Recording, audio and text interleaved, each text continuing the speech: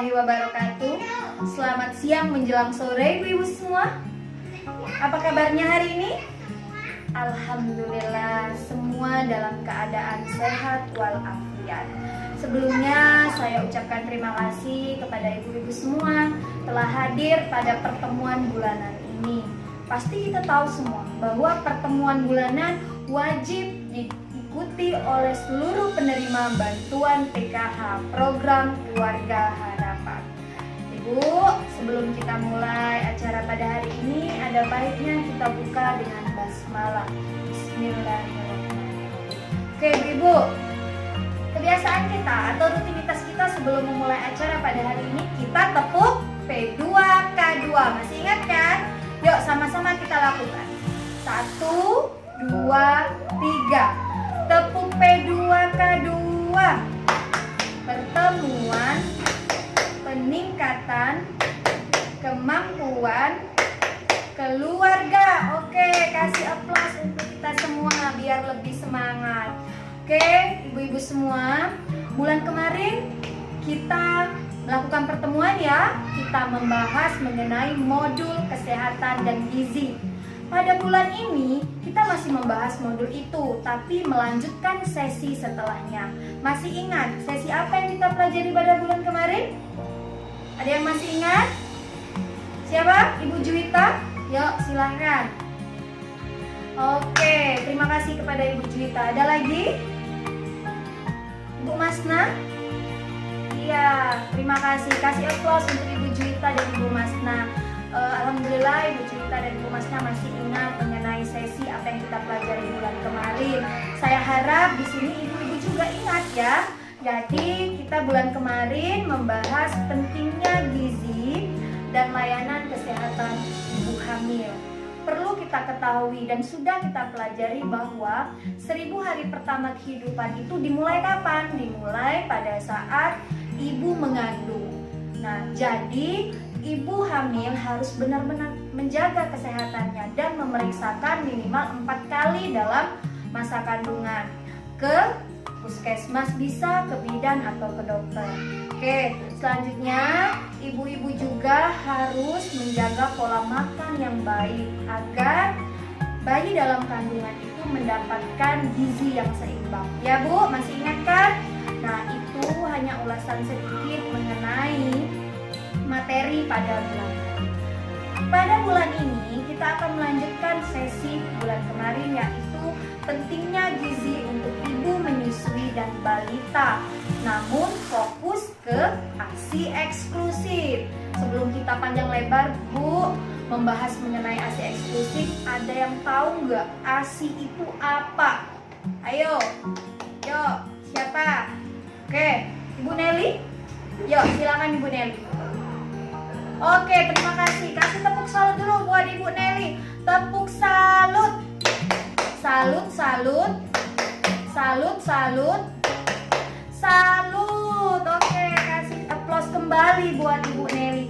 Benar, apa yang dikatakan Ibu Nelly bahwa ASI adalah air susu ibu yang harus diberikan pada bayi atau balita. ASI eksklusif itu diberikan pada saat 0 sampai 6 bulan. Oke Bu, selanjutnya kita akan menonton Bu di sini. Yuk, saya harap ibu-ibu semua memperhatikan apa yang ditayangkan pada film ini agar bermanfaat untuk kita semua dan mendapatkan informasi mengenai ASI eksklusif. Nah, sebentar Bu ya.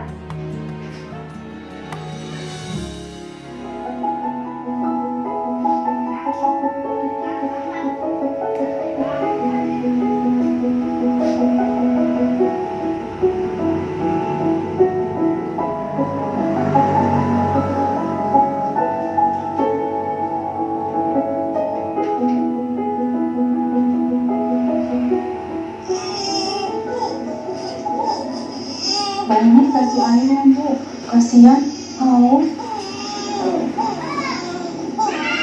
Kalau menangis tidak selalu berarti haus atau lapar Bu. Bisa juga karena popoknya basah, bayi merasa ngantuk atau tidak nyaman. Coba sini saya tinggal. Kelihatan Bu? Wih, pinternya ya, nggak boleh rewel ya. Ibu, Bapak, bayinya diberi ASI saja ya, mulai sekarang sampai 6 bulan ke depan. Ingat, bayi baru lahir itu lambungnya masih sangat kecil Bu. Bayi 1 sampai 2 hari itu masih sebesar kelereng. Setelah 3 hari ukurannya membesar menjadi sekitar bola bekel. Kemudian mencapai 10 hari lambungnya bertambah membesar hingga sebesar bola pingpong. Oh, kecil sekali deh. Jadi kalau kayak gitu ASI aja udah cukup. Bayi memang tidak bisa minum banyak, tapi pasti sering minta minum. Semakin sering ASI diberikan, semakin banyak ASI keluar. ASI makanan yang terbaik buat bayi loh Bu. Oh gitu. Jadi kalau dikasih pisang, Aduh, kasihan Bu, lambungnya kan masih kecil. Tapi katanya badan bayi bisa jadi lebih berisi kalau dikasih pisang.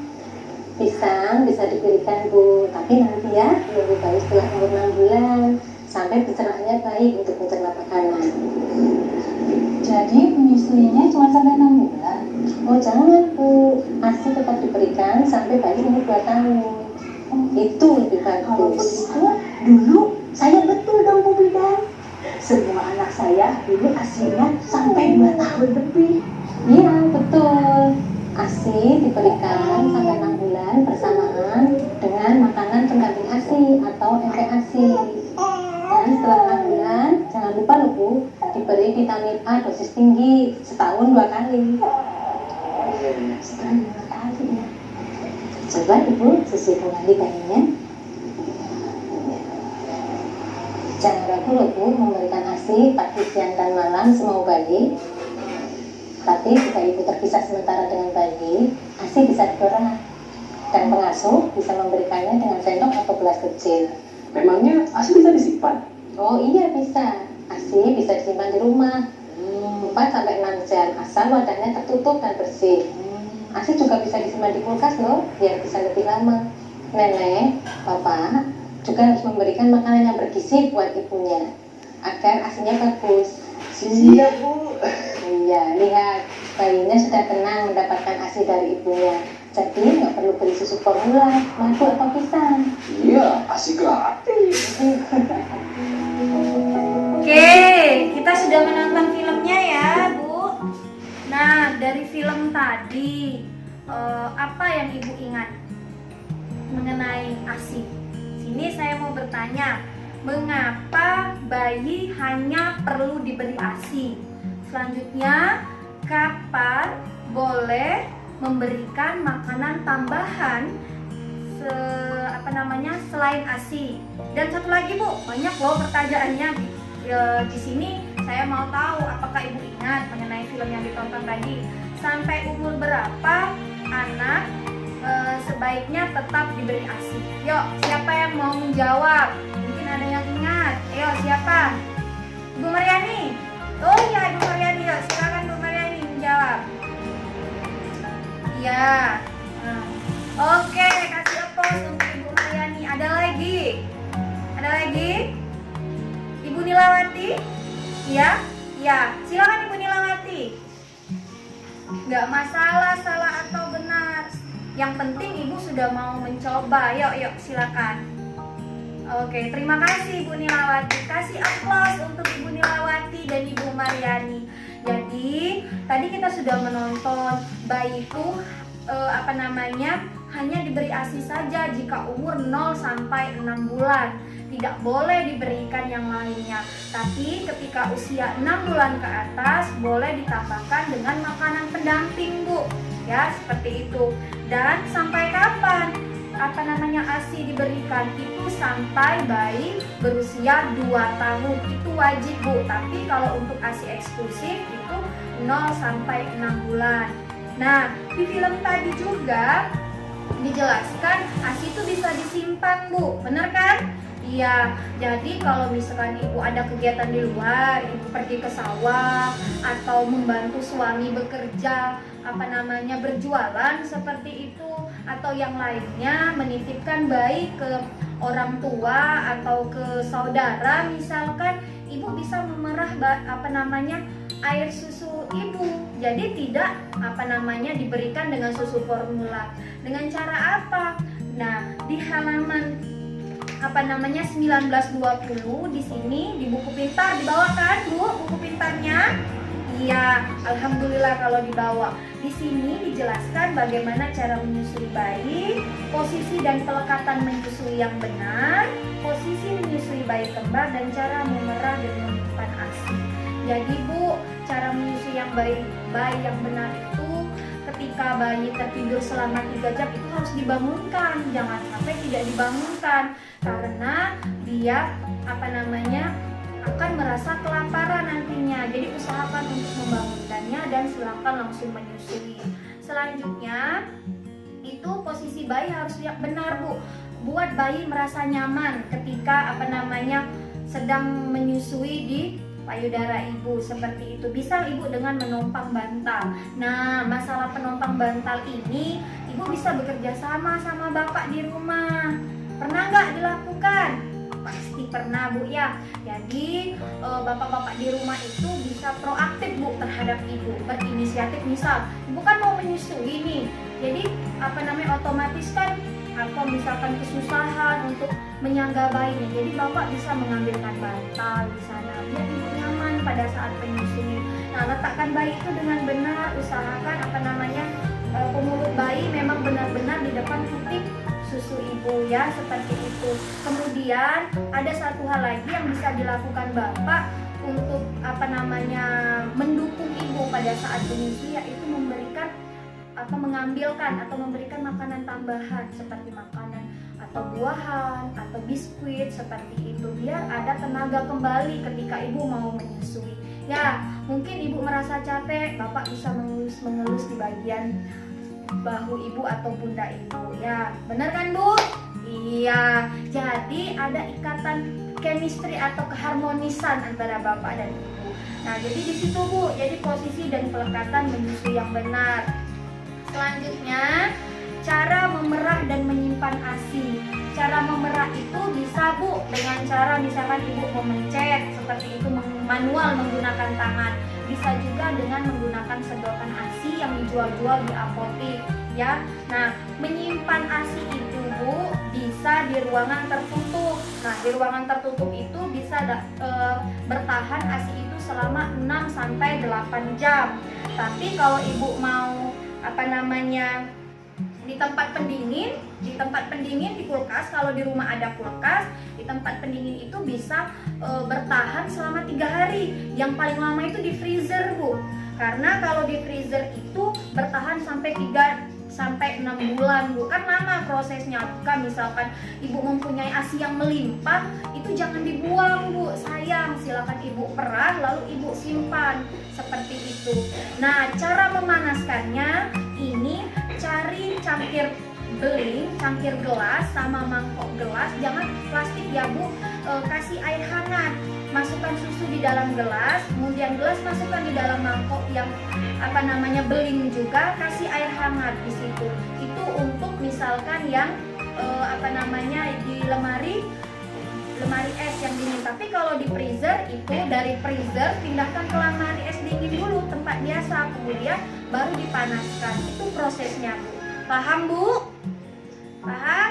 Nah, jadi di rumah kalau misalkan masih bingung apa yang dijelaskan di film dan apa yang saya jelaskan di sini, ibu bisa membaca buku pintar di halaman 19 dan 20.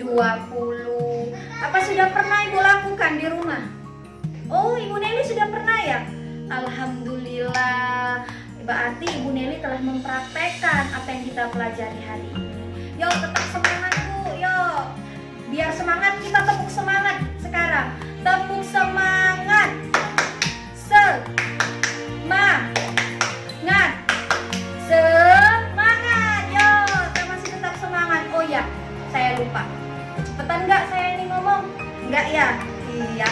Jadi ASI itu memang sangat penting Bu bagi anak kita, apalagi ASI yang baru pertama keluar yang sering disebut dengan kolostrum ya, itu berwarna kuning kekentalan, kekuningan dia, ada yang bertekstur kental di sana, dan itu memiliki zat yang sangat baik untuk menjaga daya tahan tubuh atau kekebalan tubuh.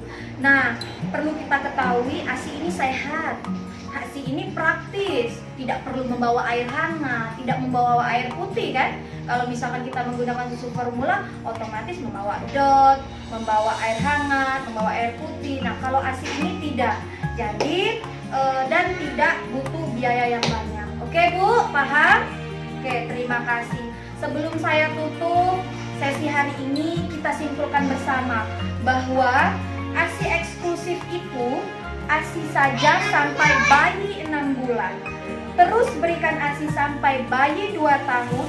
Susui bayi sesering mungkin semau bayi. Perah ASI agar bisa disimpan dan diberikan kepada bayi jika ibu pergi. Perlu ibu ingat, ketika memberikan susu kepada bayi, jika menitipkan kepada orang lain, jangan diberikan dot, tapi berikan dengan pipet atau juga dengan sendok. Ya Bu? Oke. Sekarang itu apa, ada yang mau ditanyakan? Tidak? Mengerti semua? Paham?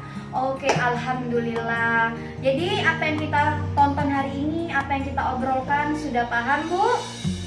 Bagaimana Bu? Alhamdulillah semua sudah paham. Jadi kita harus mempraktekkan apa yang kita sudah pelajari. Kalau misalkan di rumah ada menantu ibu yang lagi hamil atau anak ibu yang lagi hamil, silakan untuk diberi arahan seperti ini. Ya Bu ya, terima kasih Bu sudah menyempatkan waktunya datang pada pertemuan bulanan ini. Saya harap bulan depan Ibu datang kembali dan tidak absen ya. Nah, jadi pertemuan itu wajib. Terima kasih. Maaf kalau saya ada salah-salah kata. Kepada Allah saya mohon ampun. Kesempurnaan hanya milik Allah Bu. Di sini kita sama-sama belajar. Di sini kita sama-sama memberikan pengalaman. Saya memberikan pengalaman saya seperti apa dan Ibu memberikan pengalaman seperti apa. Jadi kita menemukan bagaimana cara memberikan ASI yang terbaik. Oke Bu, terima kasih atas waktunya. Saya akhiri. Wabillahi taufiq walhidayah. Wassalamualaikum warahmatullahi wabarakatuh.